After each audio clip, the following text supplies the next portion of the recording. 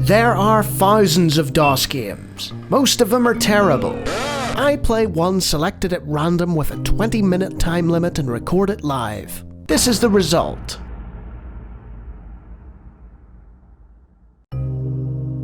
Welcome, ladies and gentlemen, to another strategic simulations game.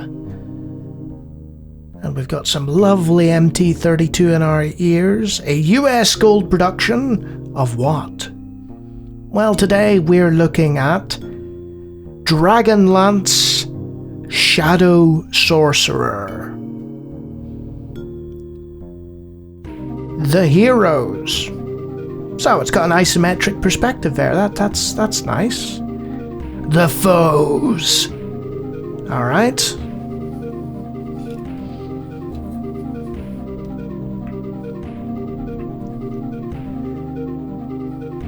And we've got some nice Dungeons and Dragons style artwork there loading.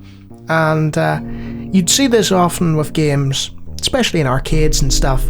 They'd have a looping introduction that would just stay there. So we shall try and skip through this by mashing a few keys. So it's from 1991. Ensure numlock key is on. I think that's on. The evil hordes of Draconians have completely conquered Pax Farkas, whose entire human population they enslaved. You, the companions of Valance, have freed the slaves and led them through the mountain gates, in search of a new home. Read Journal Entry 1 for further information. Well, I don't have the journal entry in front of me, but this was also a common thing in games of this age. They'd come with a hefty manual, and that'd tell you all the contextual information. There is mouse support, so we'll click on. And, we've got some sort of overworld. Options, heal, regroup, load, save. Party, there's a whole pile of people there. And, we got a whole pile of refugees. Within the dreaded Draconians, locked behind the huge gates, you leave Pax Farkas behind. The road south to freedom calls you, and the refugees alike. Read Journal Entry 2. We've moved to an isometric perspective, like a board of sorts, and I can't tell if it's turn-based or... No, it looks to be real-time. And you can't seem to select your characters.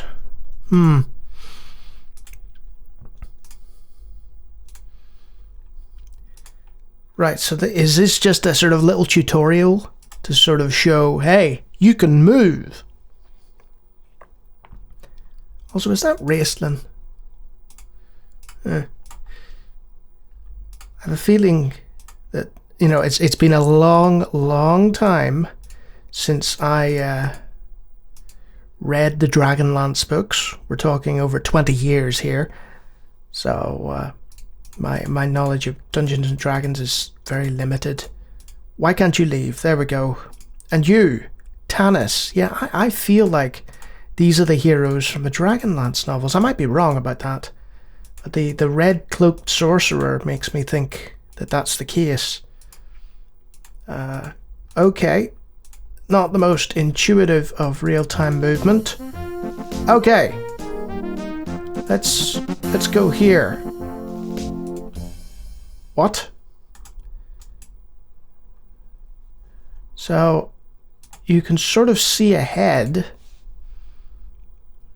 Well, that did nothing. Huh. So right-clicking leaves. This was once a mighty highway lined with 10-foot stone columns. They are carved with dwarven runes you cannot read. You hope this overgrown and broken road offers a fast route south. Oh.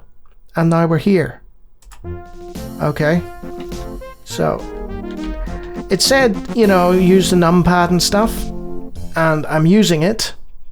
But there's not much going on here. Ah, This was once a mighty highway.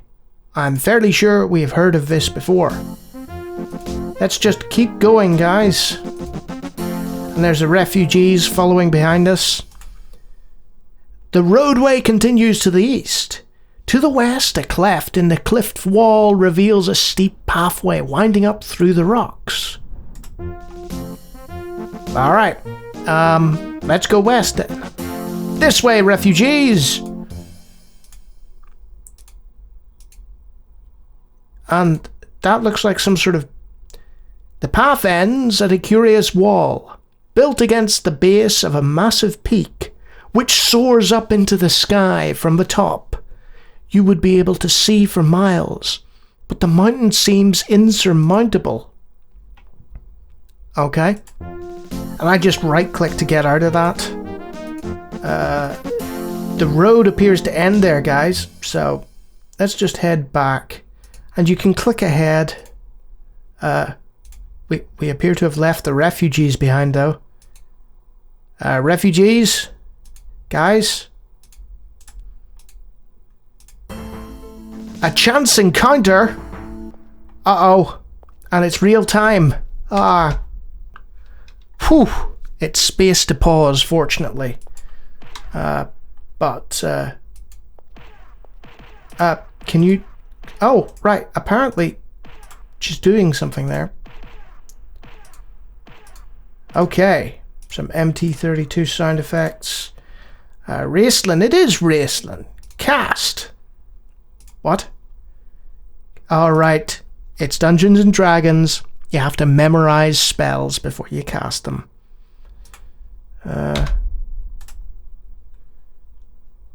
Well, that guy seems to be having trouble with his movement.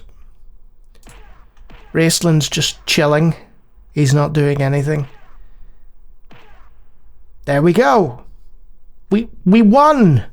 Hooray! And look, the refugees are following us again. Sort of. Now they're stuck in the mountains.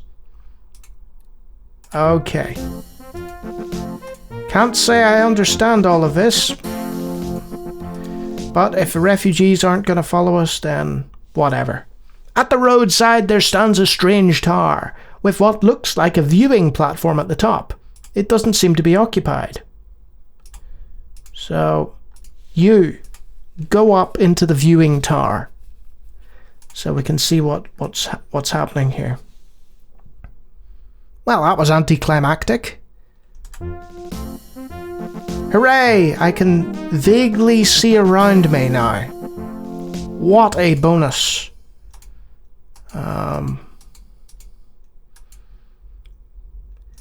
Yep, we've left those people we were meant to care about behind. Such is life. Wide grasslands stretch as far as the eye can see. Out here you're exposed to your enemies as anyone can be. Uh-oh. So, is this basically us dead now?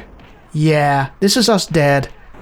It's the game punishing us and saying, yep, you screwed up. Your party has been wiped out. Try another party. Well, game, not this time. Not this time. So, what is this game? It's a Dungeons and Dragons based game where you have to lead refugees out of a mountain safely using a sort of hex grid based system. And then you've got a real-time isometric combat system, which is not great. Not great. I couldn't get to grips with it. There's probably a little bit more, in this game. Who would I recommend it to? I mean, if you're a massive, massive diehard fan of either the Dragonlance series of books by Weiss and Hickman, or you have some burning desire to play every Dungeons and Dragons computer game ever, then by all means, this is another one of those. I feel like SSI didn't really think everything through here. And as a result, there's a series of gameplay elements which probably need a manual to be explained. You know, it's not really a pick up and play game. And if you like me, giving games a go and not really clicking with them, it does happen. I have hundreds of other videos on my channel. Feel free to take a look. And if you like what you see, hit subscribe.